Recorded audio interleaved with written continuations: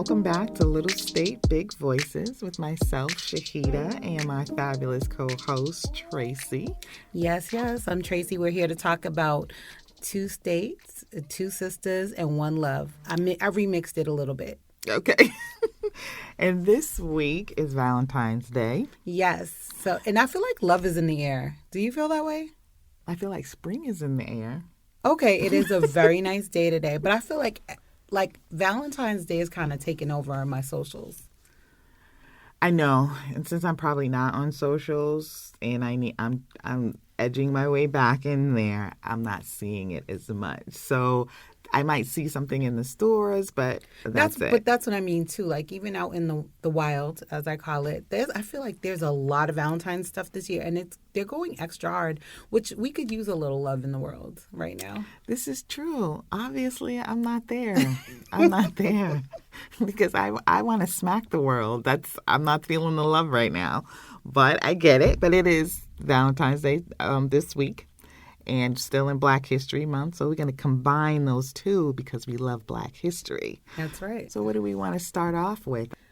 So do you want to talk about like traditional Valentines or something more unconventional? Because, love is, like I said, love is in the air, and it's kind of like it shows up in different ways.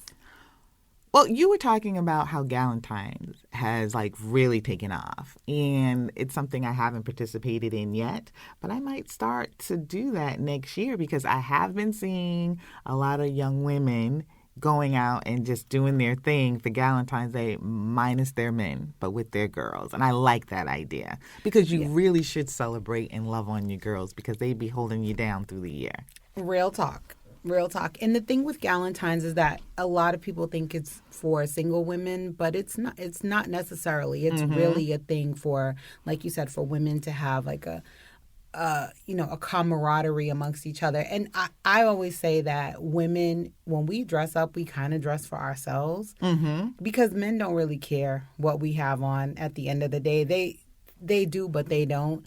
Usually if I get really decked out, it's because I know I'm going to be around other women. So Galentine's can be as casual as, you call your friends over and you do something in your home, or it could be more formal. I went to a Galentine's last week that was thrown by Chantel Mayo, the wife of Patriots coach Gerard Mayo. And it was a really beautiful event. She did a fabulous job from the decor to the food. The theme was all red, and everyone understood the assignment. I don't know if anyone showed up not wearing red and got turned away, but all the women showed up, looked beautiful. She had aerial acrobat type acts. Yeah. They weren't up on the trapeze, but they were on a thing that was rotating and doing the...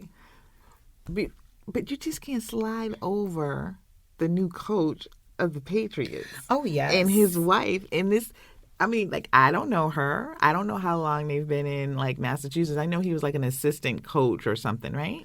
So he was a player for us at one point, and actually, I don't know the details about his coaching career. I know he's been, after Belichick left. And so here's another thing I want to point out is that New England Patriots belong to Rhode Island. They belong to Massachusetts, Connecticut, and I guess the others. New England. To the above. So I've actually had this back and forth with people who are not from our region saying to me that New England Patriots are not a Boston team. I was like, sir, you don't even know what you're talking about. But anyway. They're not a Boston? Oh, you mean they don't?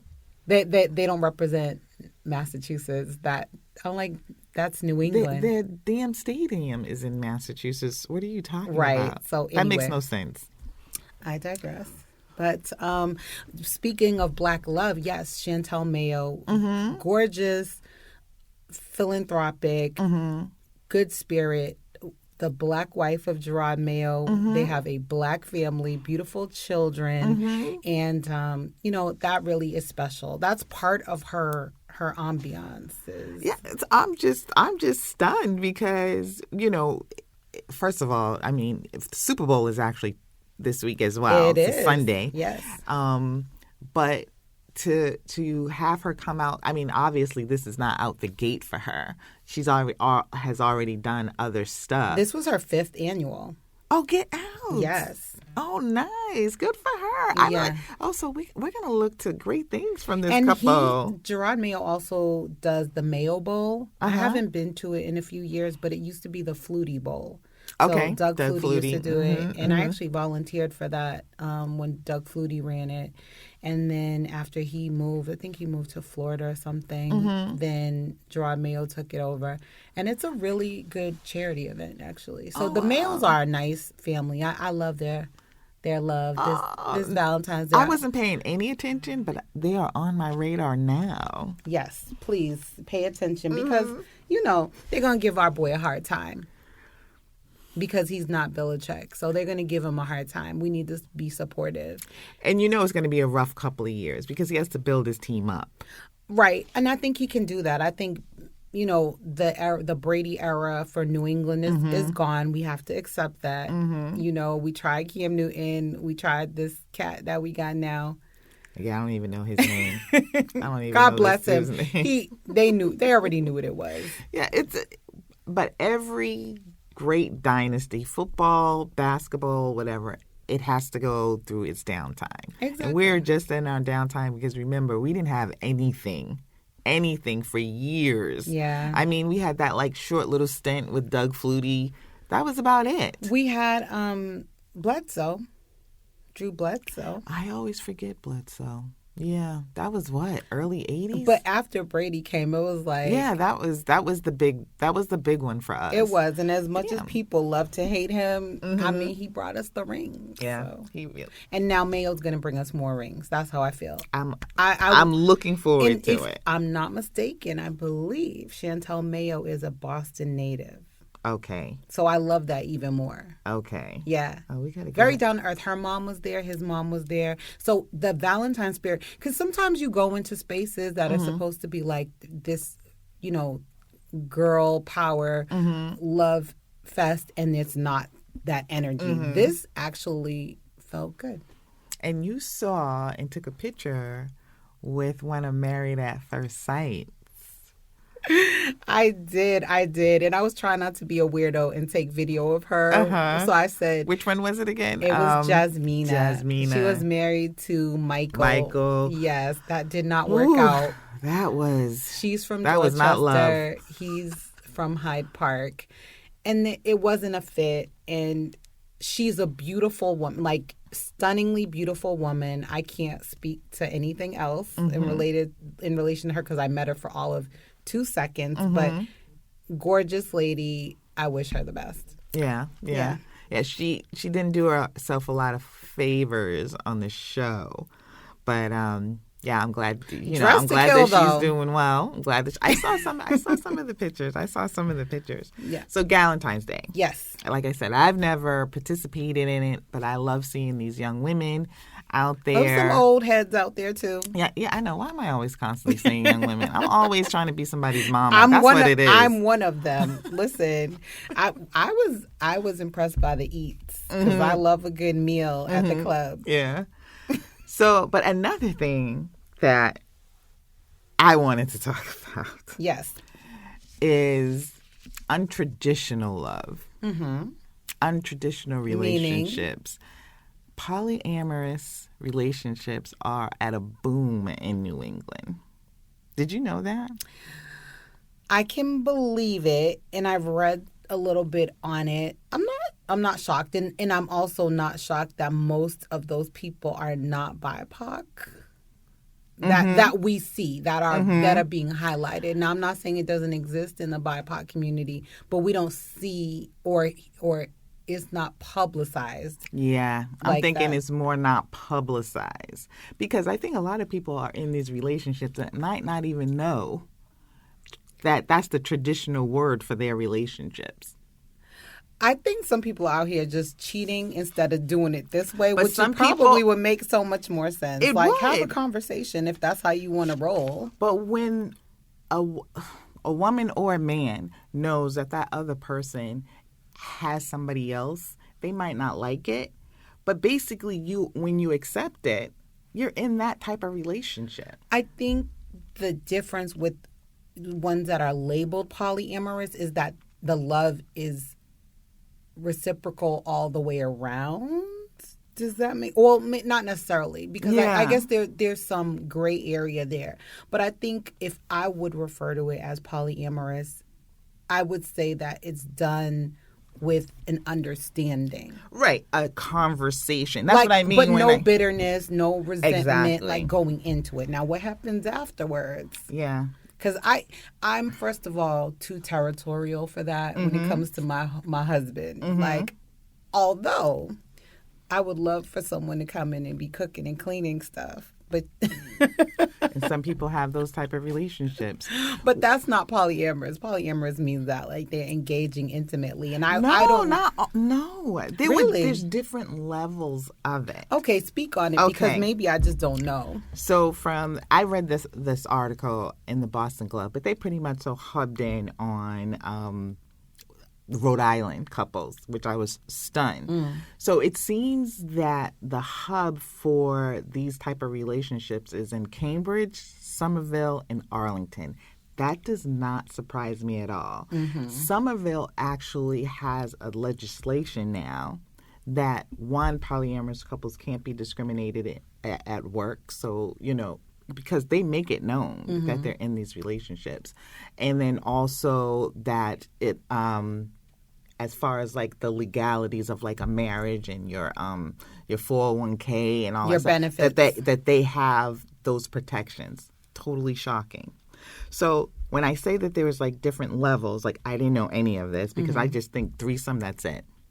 Right. Or threesome, foursome, or whatever. So this is the thing. When there are non-traditional relationships in the mix, most people who follow traditional guidelines for relationships and love, as soon as we think of something that doesn't match up with what we do, we go straight to the sex, which I think is a disservice to people who want to do things a little differently. And that's why I'm saying it's not always the sexual component. I mean, it's a major one for a lot, but it's not always. That would be the benefit to me. If we're going to do why bother? But what are the other benefits then if they're not sexual? Before we go in that, let me go into the hierarchies or whatever. Okay. Or the descriptions of it, because I didn't know any of this. So from the article, it says that there's a V in the relationship, and that is one person acts as a middle person in a relationship with two other people who are not independently dating. Does that make sense? So that is the V, and is then that the hinge? The hinge. Okay. And so does that make sense? So that one person is that middle person between the other two, but they're not actually in a relationship. See, I always thought of it as it's a triangle. So the V means that there's only the one mutual partner, but the triangle would be that they're all So I always think of the triangle. Right. Okay. So that's what I thought. Then you have the triads, which is the three people dating each other individually and as a group. Okay. So they hook up one-on-one, and then they come together in the bed, all three, I guess. Okay. So that's another level. Then you have your hierarchical structures, which is the primary and the secondary partners. And then you have the relationships that are on equal ground, whereas they're not the secondary and the primary. Does that make sense? It makes sense. It's not for me. Okay. But I mean, if you have the energy and the bandwidth for this, people. The definitions. We haven't even gotten to this. I'm not even done. Do your thing. So then the next one is the nesting partners. Oh my goodness. So they live together. Okay. In the comets, like comet. I'm hoping that comes out clear because I had a little lisp going on. So the partners who see each other but only rarely. Oh, like a Halley's Comet? That's what I said. Listen, all right. So they've done a study, and it's 1 in 5 U.S. adults have engaged in consensual non-monogamy at some point That's So a that's high the number. cheating. I think that's cheating. But that's and stuff. consensual. That's Yeah, not cheating, but though. well, like when a person steps out and then you accept it, because there are a lot of marriages like that where they know that their husband is doing or wife is Right. doing X, Y, and Z. They don't like it, but they accept it. Yeah. I guess. Again, a lot for me. That's a lot for me. I did not. So the point of the article actually was to talk about polyamorous relationships and income and finances Now we're and talking. dating. Talk about the money. So, and this is where I still do the side eye. So, Okay. so they interviewed this couple from Rhode Island, and they live in Fall River, and they're paying just a husband and wife, and they live in Fall River, and they're paying $1,300 for rent. And so there's like, if we bring in somebody else, because they're going to raise our rent to like $1,800 in Fall River.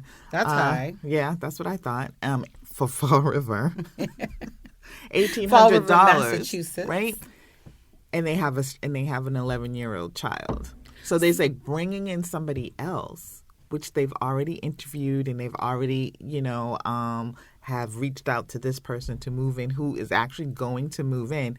They can split everything 3 ways. They could also get a roommate. Yeah, that's what I was saying. I'm like, So it sounds like y'all are greedy. That's all I'm saying.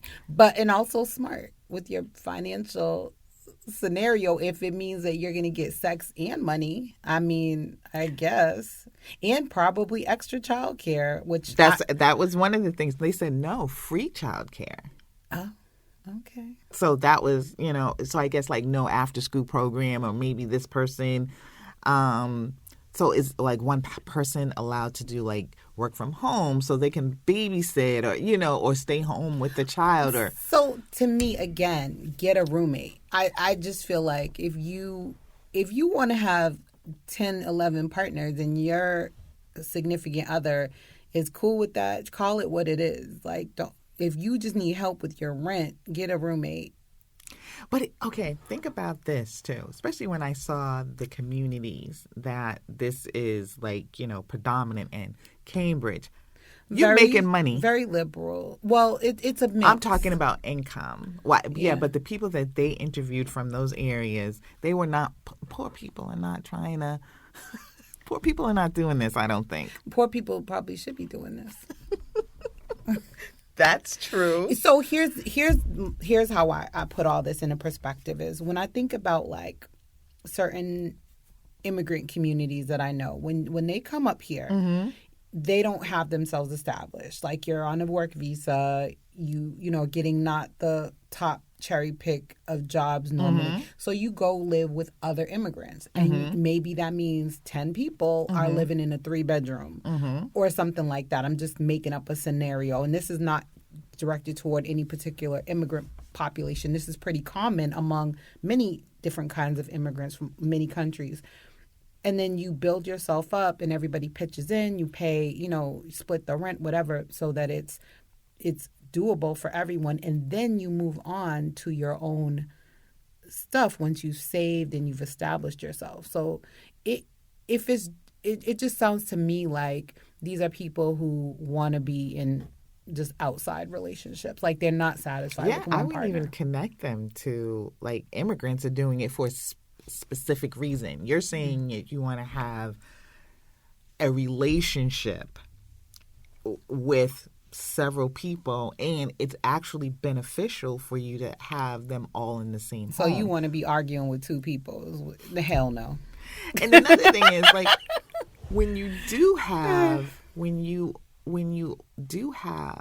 these relationships, so say they're not all in the same home. Yeah. So there was one where it was like a woman and her wife. Okay. They live together.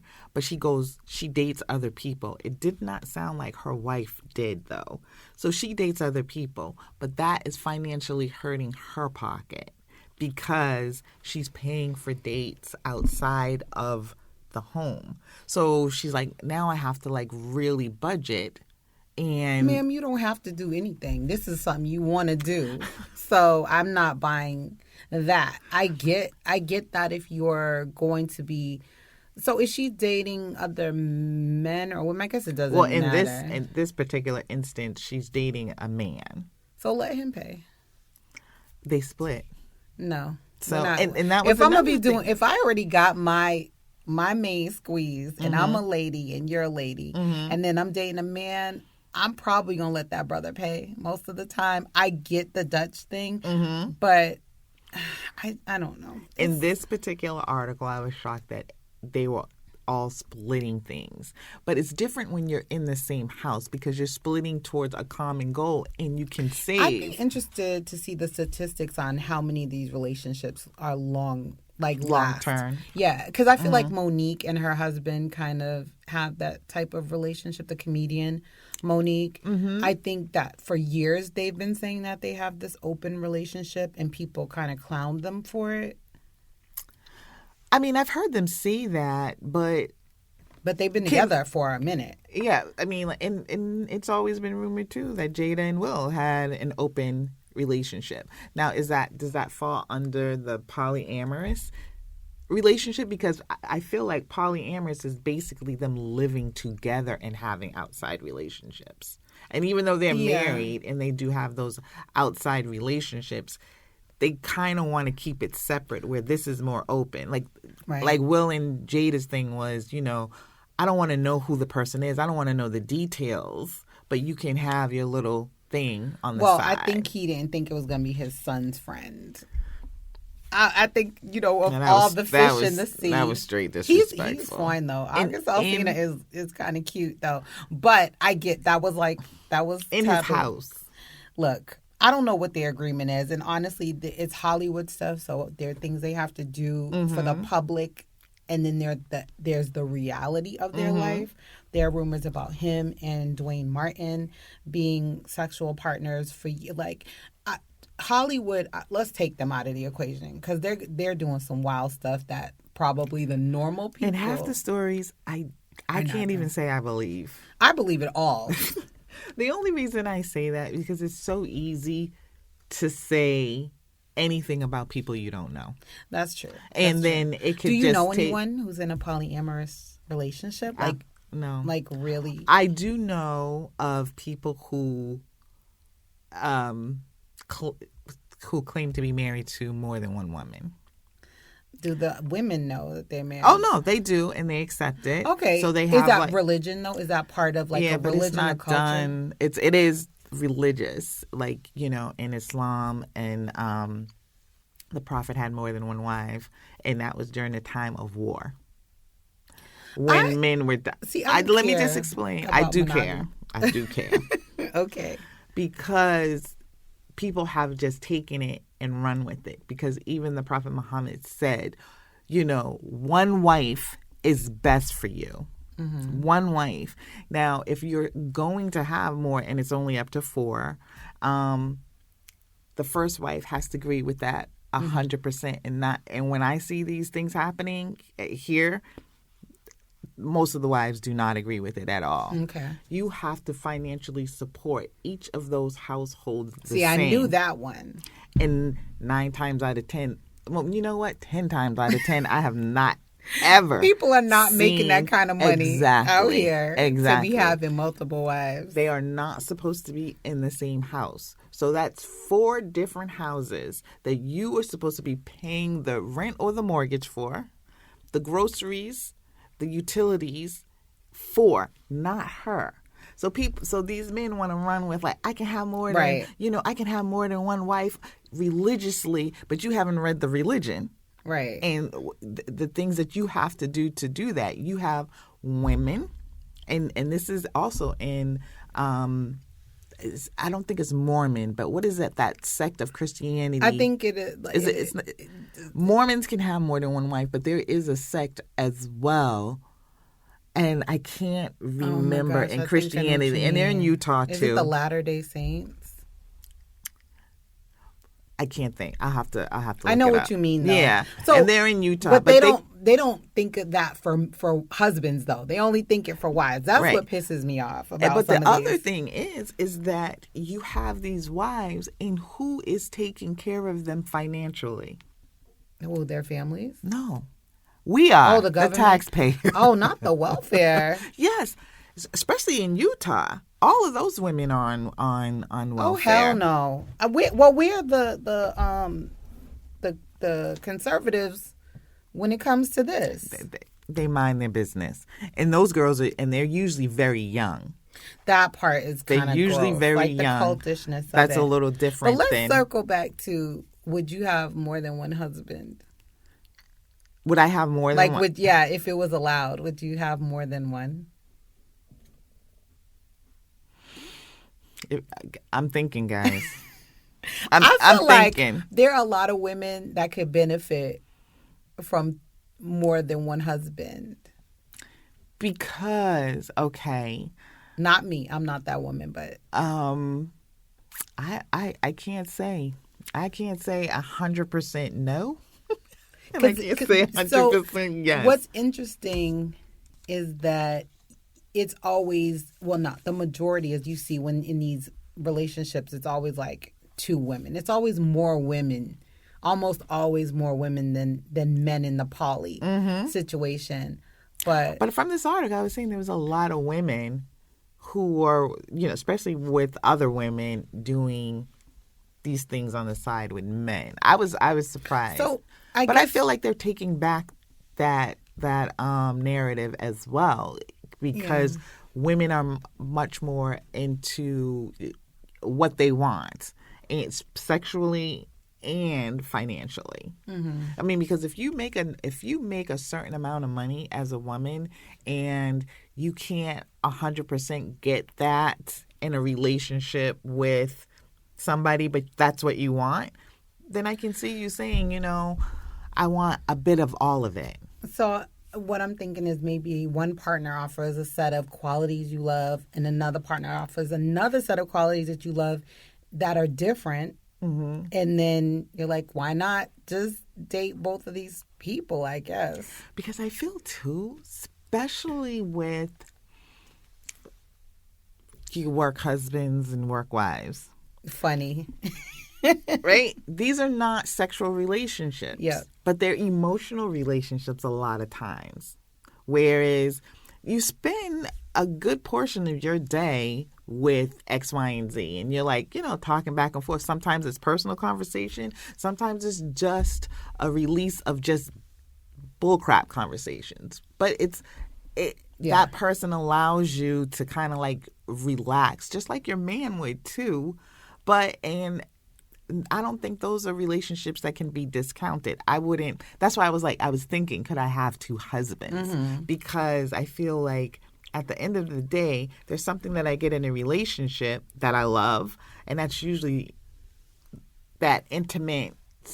And yeah, sex is a big part of it. But then there is a lot I get from my not intimate relationships. So I don't have a work husband, but I have work siblings. Okay. And they know who they are. So I have two work siblings. One's a woman and one is a man. But that's not that totally different. But when I tell you, we kiki.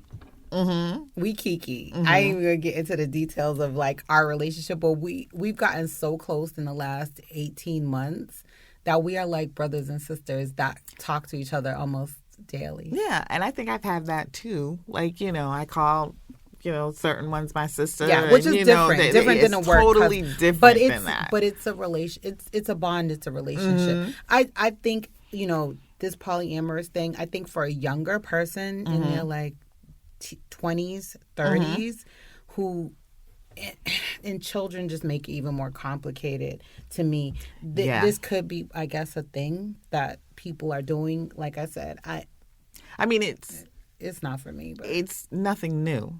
No. It's just a label now to it. Right. And I was very stunned to see that now it's actually part of a town's legislation. That surprised me.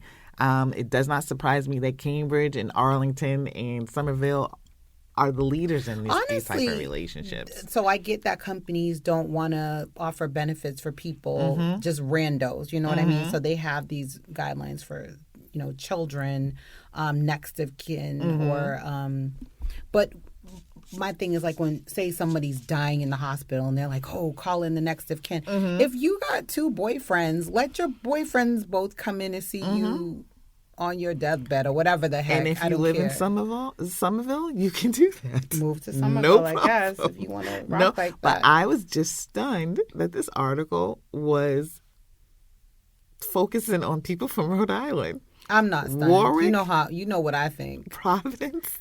That Rhode Island is a very unique place with some very unique people. Yeah, that was the uniqueness I was not expecting, especially Warwick.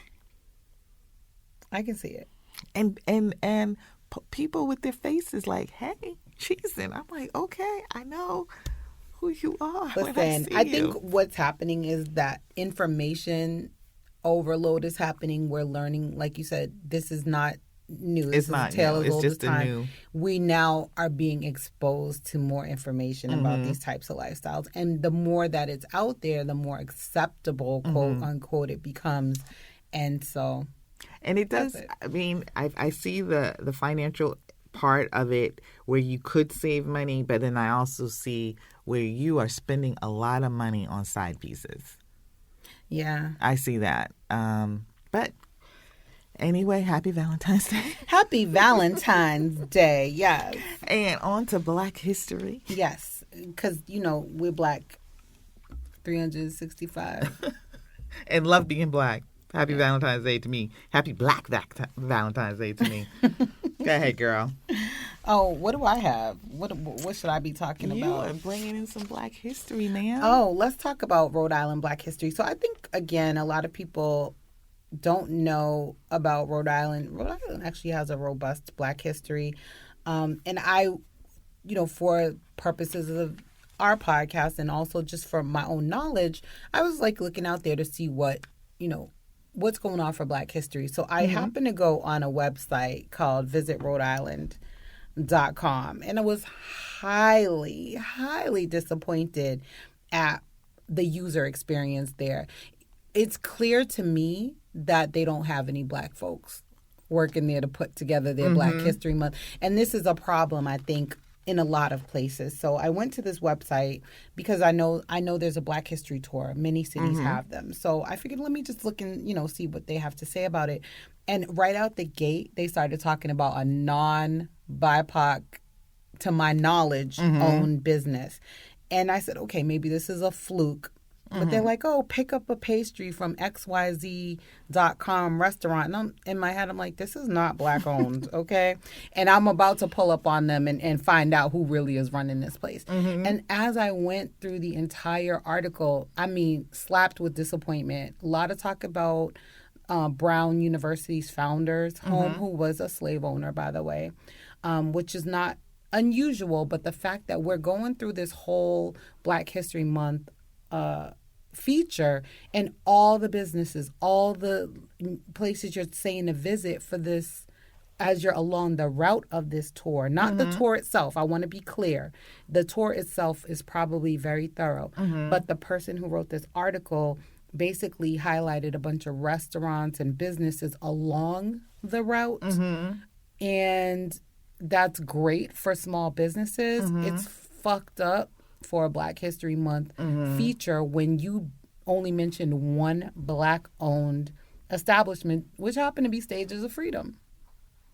Yeah, I find that when you told me about it, I was stunned but very disappointed, because there are so many, and we're gonna go through a list of some Black-owned restaurants in the area, but that was so lazy. It was tone deaf and very lazy. It's extremely lazy, and they need to do better. They definitely need to do better. And a matter of fact, I'm going to be messaging them. Good. You should. Because I was like, this is ridiculous. Yeah, no, it was not cool. And I want to hope it was ignorance and not just bad practices on their I feel part. ignorance is a part of it, but ignorance and laziness, because they feel like they were like, oh, we're going to promote this tour of Black history, and then instead of doing the legwork to say, well, you'll have to go outside this area Yeah. to do X, Y, and Z. And it's great. They're promoting those other businesses, but those other businesses get promoted quite a bit, because I saw which ones were on there. And it wasn't just a Providence thing. It was visitrhodeisland.com. So that's the whole state. So Newport, for example, has a very rich Black population because of the fact that people came over from places like Jamaica and other places around the world to work as sailors, and they ended up establishing themselves here and having families. And this is going back to to the 1800s and beyond. So just the fact that they did it the way they did it, I'm very displeased, and I will be pointing it out to them. Yeah, very lazy. Well, if I always pick this up. It's like, I think it's monthly Motif. Yes. I love that little free paper. I see and it they at the actually, yeah. They're all downtown. So, if I'm downtown, I always kind of like, stop and grab one. But they have like an excellent little, Black History Month. They're very progressive. knowledgeable. Yeah, they have a lot of information in there about different types of businesses, not just your mainstream. Exactly. And it's always like very, like I said, very progressive, and it's very small. There's not a lot of pages in there, but it's packed with information all the time. And you should pick it up. I mean, one of the articles is about Cicerita Jones, and she was like this big opera singer here from Rhode Island. And then they talk about Stages of Freedom. They talk about the swim program that they sponsor. So they did the work. Yeah. And for the website promoting Rhode Island, Right. this 1 month you couldn't do better. Right. That's whatever. Waste of time, because there are a ton of not just restaurants, but other types of businesses. So, and we'll share more on our socials so that you can see what else Rhode Island has to offer from a Black history perspective. So I'm just going to read from Motif. They have a page where they have like these Black-owned restaurants. And some of them are vegan. Which I was really surprised to see. I've been to most of them. And I think this is a little outdated, but I'm not 100%. But, okay, so you have 10 Rocks, which is Cape Verdean. Have you been there? Yes. Delicious. Yes. Bangin' Wings in Greenville, on Greenville Ave in Johnston. Been there. He is actually from Dorchester. Oh, okay. So he's from Dorchester. And, you don't see... you don't see that much promotion from him. So we need to go over there like because he is from Uber. Dorchester. Really? Okay. Uber Eats. Black Leaf Tea and Culture. She usually is at fairs and stuff. She doesn't have her own store, but you can get to her online. You bought some of her tea. We were somewhere a couple of summers ago, and you bought some of her tea. Okay. I know of it. I definitely know of that business. Now, this is why I feel like it's outdated. Brooklyn Coffee, Tea, and Guest House. That used to be my spot. Turnover. It has so much turnover. I know, but update. Should we buy it? I know. I love that spot. Let's look into it. A bookstore / coffee house. It was an inn too. Couldn't you stay? Yep, because it was a guest house. You could Mm-hmm. stay. I used to love it. And then Phyllis had taken it over and she used that space for her restaurant. What was the name of her restaurant again? Why are you doing this? Flames? Yes. Flames. Okay, so they list it here. So you can't have two different restaurants and a guest house in the same... Unless the restaurant was the first floor and then the upper level was... No, that's not what it is now. When was this publication published? This was this month, so it was February 1st. Come on, Motif. Brooklyn Coffee. It has not been Brooklyn Coffee Tea in maybe 5-6 years, probably longer than that, because it sat still for a while, and then, like you said, it's been a lot of turnover. So, Cakes by Ebony, I don't know. That's on. I wonder if that. it's just on Mineral Springs because there's this shop I go to. Soraya. Yeah, that's the one I go to. So I never heard of Cakes by Ebony. Is Soraya on the list? No, she's not. Go And there. her cakes are delicious. They are bomb. I actually know her cousin. She's my braider. Mm-hmm. Shout outs to Yana. What's up, girl? So then we have Hummingbird Newport. You've been. Love. I haven't been. What kind of food? So it's Jamaican. Okay. Mm-hmm. And let me tell you, I am a carnivore to my core, but their spinach rice, if I didn't have to eat anything else for the rest, any other meat for the rest of my life, and I had to subsist off of some kind of like non-meat product, it would be their spinach rice. I would just eat that every day for the rest of my life. It's that good. I've never. Have you had spinach rice before? No. No, me either. I'm like, that sounds But everything good. else is really delicious too. Okay, so we have. And can I point out one special thing about Hummingbird? What? You can bring your own liquor. Okay. And drink it outside while you eat in the summertime. Is it? Yeah. Where is it in Newport? Is it near the? It's across from like a library, some kind of official building, official looking building. It's like on one of those main streets. Okay. Yeah. So, and then another one is Maxine Bake. I think you've got cake Love from her.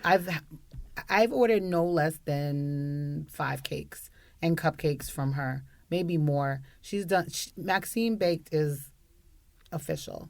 So we said Soroya's Sweet Stations, right? Didn't we say Soroya? Yes. Okay, so that's the one that I go to often. So I don't know Cakes by Ebony. And I she's don't on either. Mineral Springs. Let's pull up on Ebony. 560 Mineral Spring. Oh, okay. So that's in the Pawtucket area.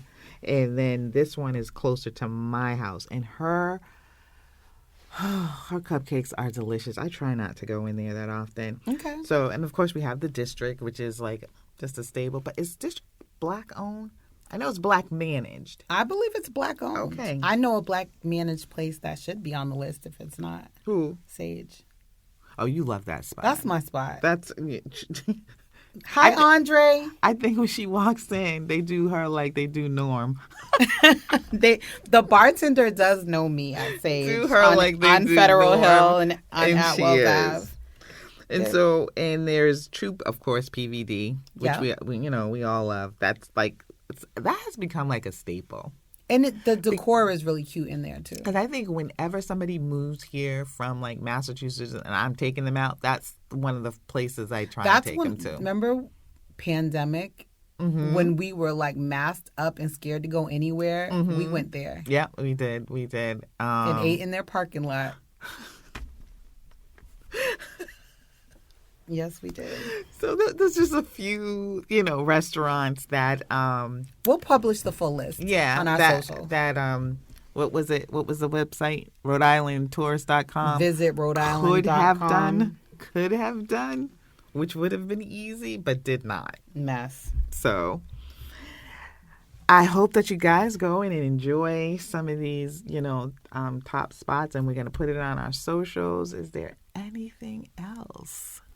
I just want to highlight one more Rhode Island historical figure. Her name was Duchess Kwamina, a West African woman, and we're talking the 1700s, 1800s. She was known as the pastry queen of Rhode Island. So she made cakes for officials. She just was like really, she was the pastry queen of Rhode Island, and she died in 1804. So, y'all can do the Googles on her, but she just made an impression. And so, again, Rhode Island has its own Black history. I'll publish a whole link to an article about her, but I just wanted to spotlight some voices and names people don't normally associate with Black history. So Sister Rita Jones, Duchess Charity Kwamina, the pastry queen. Like, look these people up. Teach your kids about them. And Stages of Freedom usually do something on Sister Rita Jones every Black history. That's really why I'm familiar with her name and